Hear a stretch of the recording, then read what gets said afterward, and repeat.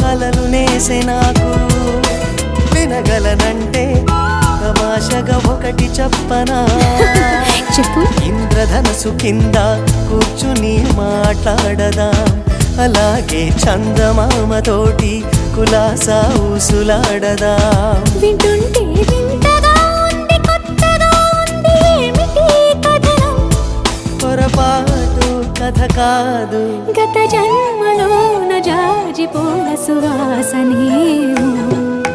ప్రతిదినం నీ దర్శనం మరి దొరకునా క్షణ క్షణం నీ